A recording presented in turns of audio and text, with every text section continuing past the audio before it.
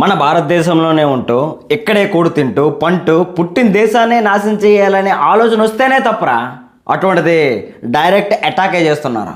ఏం లొత్తుకోరు నా కొడుకులరా మీరు, ఏం చిల్లర్ కాదురా మీరు. మీలాంటి వాళ్ళని ఎలా చంపాలంటే బాడీలో ఒక్కొక్క ముక్క తీస్తూ సంవత్సరం పాటు చంపాలరా, అది కూడా లైవ్లో. ఇటువంటి పని ఇంకెవడైనా చేయాలంటే ఉచ్చబడాలి. చేయి ముందు పెట్టు.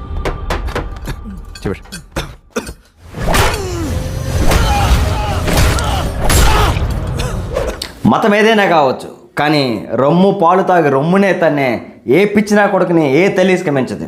అటువంటిది దేవుడు ఎలా స్కమిస్తారు?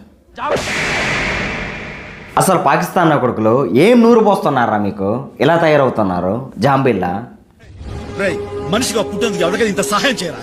ఎందుకు నీకు అదో జన్మ? ఇక్కడ ఇంత ప్రశాంతంగా ఉన్నారు, ఫ్యామిలీ సేఫ్గా ఉన్నాయి, మంచి ఎర్నింగ్ ఉంది, రెస్పెక్ట్ ఉంది. ఆ పాకిస్తాన్ చూస్తే దిక్కుమాల దేశం, కానీ వాళ్ళు చెప్పిందే వింటున్నారు. నేను ఎర్రిపోకుని బుద్ధి ఉగ్రవాదం అయితే లేబర్ అయితేనే డాక్టర్ అయితేనే ప్రతిదీ ఇండియాకి వడ్డీతో సహా ఇవ్వడం అలవాటు. ఈసారి మాత్రం చక్ర వడ్డీతో సహా తీసుకుంటారు. Mind it.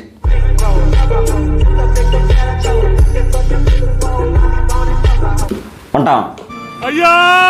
అయిపోలేదు మామ, ఇంకా చాలా ఉంది. మళ్ళీ కలుద్దాం. కొడుకుని వెయ్యాన్ని